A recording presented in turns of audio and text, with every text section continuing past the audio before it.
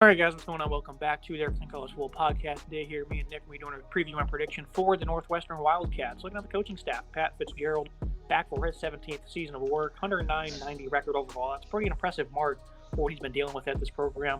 Mike Bajakian, third year as offensive coordinator, and Jim O'Neill, that will be his second year as the defensive play caller. You know, it's kind of strange. You know, this team comes alive every other year, it seems like right now. 9-5 in 2018, 7-2 in 2020.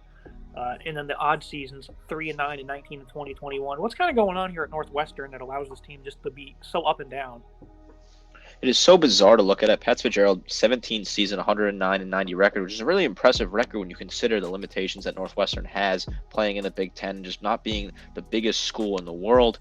They have some good runs. That 2020 team that made the Big Ten title game was a solid team. I like that roster, but then it just seems to fall apart for this team on the odd years, which makes zero sense. Kind of fits like the San Francisco Giants a couple years ago in baseball, where they would win the World Series, even years, odd years, miss the playoffs. A bit of a weird cycle here, but I just don't know what to expect out of this team when it comes to that. Very wild card team, one of the most wild card teams in all of college football. They probably should have won the Big Ten title game in 2020. It's so, bizarre to watch that one because they allowed 400 rushing yards, almost one player, and then they had a red zone interception when they had a chance to go up 2 scores. I just remember that game vividly, and it's like that was the one that really got away from them. They did beat Auburn in the bowl game, but that was just very upsetting because everyone was rooting for Northwestern that day. Looking at this offense, though, QB play has just been dreadful the past few seasons. 2020, they did have transfer Peyton Ramsey. He played quite well as you can play. That's also a veteran that's been around a long time, a dual-threat guy. In 21 and 19, though, the QB play has just been awful. Ryan Helinski's back. He was one of 3 players who had 75-plus passing attempts. He was the leading passer with 978 yards. That's just not good. 3 to 4 TD to INT ratio, 54% completion rate. He's the only one coming back, so he's going to be the clear starter here. But his passing attack has just not been good, Nick. I like Kalinsky. I think he's a nice kid, and I think he has some potential. It's definitely there, possible with him, but last year, just 54% completion percentage is just not good enough. In the Big Ten, you can't be throwing more interceptions than you're throwing touchdowns, and you'll be able to expect to keep up with these big powerhouse teams in this conference. I think Kalinsky will improve this year. I definitely have him pegged as one of my quarterbacks who will take a step forward, but I just don't think the step will be far enough forward. Overall, the team had 13 touchdowns and 14 picks, 177 yards per game. Hunter Johnson transfers to Clemson. I'm not sure what happens with Andrew Marty. He was a senior. Maybe he graduated. Johnson heads back to Clemson to be with Dabo Swinney, but he was very underwhelming as a former 5-star. 16.6 points per game. The passing attack, again, it wasn't great, but I think it's just because they lack talent at wide receiver. It was a big issue coming into last year. Proved to be true. Stephon Robinson, he was their top pass catcher, but he was a Kansas transfer, kind of proving to the point that they don't have any talent. Malik Washington's back, though, 5'9", 192. They both had similar production at 44 receptions, 578 yards. Running back Evan Hull, he was the 3rd leading wide receiver last season. Then Bryce Kitts, he was 4th. He only played in 5 games. So I'm very concerned with this receiving group. Jensen Hooper-Price, Wayne Dennis, 6'5", 215, 6'3", 200 respectively. Those are the only guys I see that have size. They only had 2 receptions each last year. I'm very concerned with this receiving core. I think they get even worse this year. That's really the biggest reason, I think, why this passing attack's been so bad the last couple years. I think you highlighted it perfectly with saying Evan Hull was the 3rd leading receiver as a running back. Hull did a whole lot for the team last year, tried to really pick up the slack, but it's just difficult when you're one player trying to be a star running back and a star wide receiver. The production's not there. I just don't really see it. Malik Washington, I do think he is a talented wide receiver at times. He has experience as a senior, definitely has the potential. 13.1 yards per catch last year. I think he has some potential, but I just don't trust the quarterback throwing to him, and I think he's going to struggle this year as well with the rest of the offense. Yeah, alluded to Evan Hull being a leading pass catcher there and a power back nonetheless. Over 1,000 yards rushing. He's a power guy that likes to put down the hammer and run with authority. I like him. Andrew Clare averaged about 5 yards per carry last year. 140 yards per game on the ground. That's not a terrible mark for this offense, but it's still, they've under-progressed the last 2 seasons. That running game's gotten a lot worse. Looking at the offensive line, though, I think these guys have some potential. Peter Skoronski, nation's best tackle according to most people. And the last 2 years, he's really shined. But overall, the offensive line wasn't all that great. They get back 4 starters up front.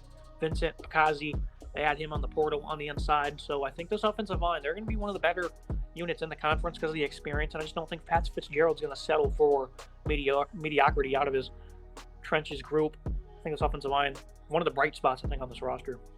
I do love the experience this offensive line has. Their left tackle position is absolutely locked down with Skorinski. I think he is so talented, one of the nation's best. I love the experience because the experience is certainly these guys got a ton of reps, and I think that will help Evan Hull, who will be able to find those holes in the offensive line and be able to pick up a lot of ground game. I expect a decent season out of him. He should easily break 1,000 yards rushing again, and expect him to be involved in the passing offense a whole lot. I love the offensive line. It is definitely a bright spot on what is a terrible offense. Cam Porter, I'm seeing on the depth chart, he was one of their leading rushers in 2020. Looks like he's back as well. So they got a handful of options. I like the running game. I think they should get back up to around 160 to 180 yards per game. I don't know how big of a difference, though, 40 yards per game will make with this football team. 2 seniors on the right side, and then Charlie Schmidt at center is also a senior. So I think this offensive line, they're certainly going to progress, as will the running game.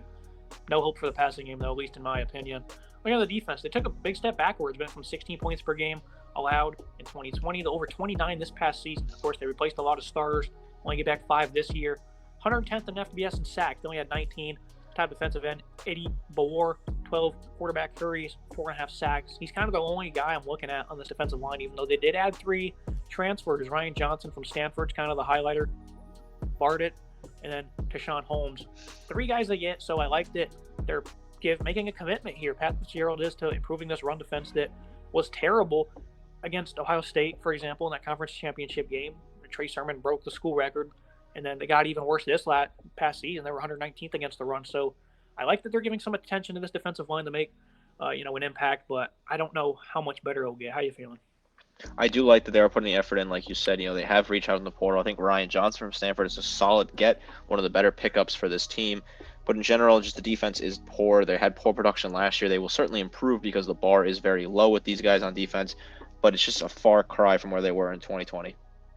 Looking at linebacker, this core usually has some prototypical Pat Fitzgerald linebackers. Bryce Gallagher is no different. Didn't play last year. He's been around since 2017. 332 career tackles. He's going to be first or second All-American in the conference, I would say. A linebacker here, Wendell Davis from Pitt, might be something there. They added him. Overall, I'm not too blown away with the linebacking core because they've lost so many guys over the last couple of years. But those are the 2 names I'm highlighting. Those are, Kyler Jones, maybe a senior backup middle linebacker, could provide some type of impact. Grayson Metz, maybe. Gallagher and Davis, though, 2 names I'm certainly circling. I like Gallagher. I like Davis. I think Metz is also a wild card. I think he has some potential. I liked what I could see out of him in the limited appearances for Metz. I think he has some decent opportunities maybe this year to get some more reps. Secondary regressed as well. The run defense being poor, of course, didn't help them. In terms of being stressed at least, but they were still 122nd in FBS and comp rate allowed. 3rd in FBS, though, in 20-plus yard pass plays. They also had the 33rd fewest attempts, though. Again, the running defense, allowed teams to just focus on that. They didn't have to throw it that much. But I do like A.J. Hampton. This is a guy that certainly stepped up last year. Kind of expected big things from him. Was very curious to see how he'd play. 12 pass breakups. That was second in the conference. Opposite side of him, they get a veteran back in Cameron Mitchell. He's 6. Safety Coco Azima, 72 stops. I like what they have here. I think the secondary, with the experience they get back, they should improve slightly, but losing Brandon Joseph to Notre Dame, that's going to make things really tough. But overall, I think that Pat Fitzgerald's got a nice little bunch here in the back end. I like Azima, 3.5 tackles for loss, 72 total tackles last year. I think he has some talent that he can work with some raw talent as well. This secondary will improve. I do think there's some opportunities here to improve. I like what they've done with this. These guys return. These guys have experience as well. They don't lose a whole lot. It's just be interesting to see if they can step up and if teams will be willing to pass on them this year after teams focus on running because the run defense was just so poor. And looking at the schedule and the prediction, the trend we alluded to at the top of the with ease or potentially even battle for the conference. But looking at the roster says otherwise. I think the offensive line gets much better, but that'll probably only equate to 40 more rushing yards per game. And what's that really going to do for your football team? Passing game, I'm not very hopeful about. The massive lack of talent at pass catcher makes it tough for any QB to make plays, especially if they lack mobility like Helinski does. Defense, I think they'll get better. They got some good players at all 3 levels. I just don't have much faith in this roster. But, with Pat Fitzgerald, anything is possible. 4-8, though, I'm still going with that. But I'm rooting for this team because I like Pat. They got some nice facilities there. It's nice to see when Northwestern competes. But 4-8 with 1 win in the conference, that being the season finale against Illinois. I'm just not seeing them competing this year, especially with the schedule that faces some pretty tough opponents. I do love Pat Fitzgerald as well. I like what he's built at Northwestern. Definitely cool to see this program succeed in the times it has. But the schedule is tough. The draw is not easy with them. They do get Ohio State at home, which is at least they don't have to make a trip to Columbus. But 4 out of their last 6 games are on the road in October and November. Tough schedule to look at there. They travel to Dublin to open the season, which will certainly not be easy against an up-and-coming Nebraska team. This is a tough schedule. I think 4-8 is about where they fit perfectly. Yeah, that's going to be it for today's episode. Nick, thank you for joining me. Yeah, thank you so much. Make sure you guys like, comment, subscribe. See you next time.